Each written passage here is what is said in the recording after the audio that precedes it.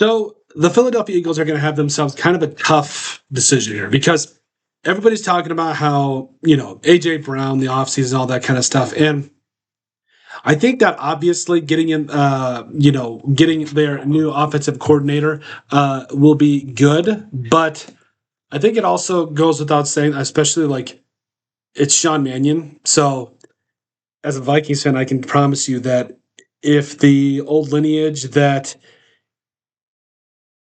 good quarterbacks are good coaches sucked as players, Sean Mannion would be your guy. He is, as the Purple for the Win podcast calls it, the tuna fish sandwich of quarterbacks, or vending machine tuna fish sandwich of quarterbacks. Like, not good. But that being said, was the previously the quarterbacks coach for the Packers, and honestly, like, I could see him being a good coach. So I'm excited to see what this happens. But that being said, there's obviously going to be an upgrade at that position or at that coaching spot, as well as we also have to talk about AJ Brown and the rest of these, potentially who is going to be a trade partner. Now, part of me was like, okay, do we do a trade with the Chiefs? How do we make it work? But today, we're going to make it work. We're going to trade away AJ Brown. We're still going to get wide receiver help, and we're going to help solve the rest of these issues with the Eagles. So, I'm going to go jump right into it. High speed, low drag, care for positional value, and drafting for needs are both relatively high. A little bit of randomness because, hey, it's the draft. Weird things happen all the time. So, we're back here with the Eagles. Now, AJ Brown, I think, is going to get very similar compensation to Jalen Waddle. Like, AJ Brown's a better wide receiver than Jalen Waddle. And I know that the whole contract and everybody that wants to talk about it. I don't know what the Browns are going to do, but they need a wide receiver, like a true number one diva wide receiver. And Cleveland Browns, would you take our finest AJ Brown? Where are you at? Because you got to realize, so the let's see. I find who are the Browns at 24. I gotta be able to wake up here. I think they're actually going to be. They're going to be at 6 because I got it. So 24. And again, Jalen Waddle goes to the Broncos, who had I think it was the 30th overall pick. So they had the 30th overall pick.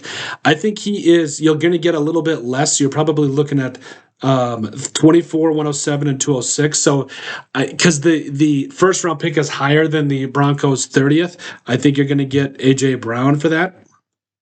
So yeah, you're basically looking at a 1, 4, and a 6. Honestly, I think, can we do a third? 136. I think that is definitely when we talk about, we go and force the trade. AJ Brown straight up for that. So we're gonna go ahead and force the trade. So now you're back to back picks in 23 and 24. So go ahead and start the draft. You could trade up, and there's a lot of things that you could definitely do for this, but Omar Cooper coming up out of Indiana. Also, you're gonna need some tackle help at some point. Edge is going to be there. Cassius Howell sitting there. Ooh. And you got a lot of draft ammo. Probably should have traded up there for a wide receiver 1. But, I mean, yes, but not really, because Carnell Tate and all them is what it is. But Omar Cooper, an absolute stud, being that number 1 wide receiver. I mean, with what he did with Indiana, now I think we go with Omar Cooper. And then as far as tackle goes, like Blake Miller has played both tackle spots. I think you are fantastic. So your first 2 needs met at wide receiver. Now we can double and triple down on wide receiver. That's fine. But and then Gabe Jacobs coming up out of Illinois. That is absolute wonderful value.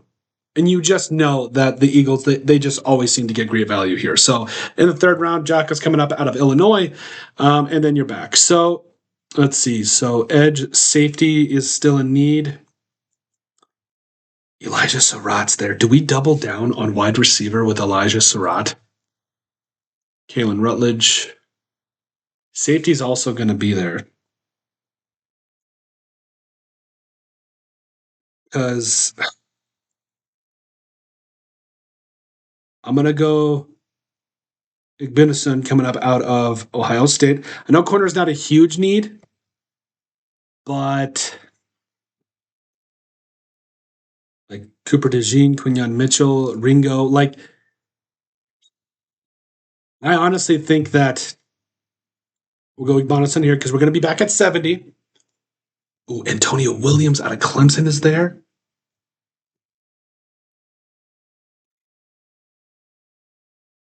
No, we're not going back to back. We're not going back to back wide receivers there. We will do Dennis Smith, Keelan Rutledge. So tight end is actually going to be a bigger need than a lot of people think. So I'm going to go Claire here because we're actually looking pretty good. So, and then once we get into the fourth round, like safety, I don't want to really reach for a safety, but Genesis Smith falls right there. 98, beautiful. This actually ended up pretty good. Demetrius Crownover. Ooh, Crownover, with how much value he has and all the different places he can play, that is tremendous value. So now Seth McGowan, Bo Stevens. I'm going Bryce Botcher here. So Botcher, to me, might be one of the steals of the draft here because he's got great size. He flies sideline to sideline. And he's actually pretty good in coverage. Like, you lose.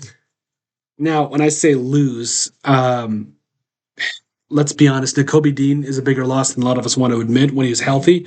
So that's a good bet from a depth piece. We got tight end. Nicholas Singleton, though, is a load. And Saquon's getting up there. And do we back-to-back Penn State running backs? Love it. So we're back here, back in the fifth round.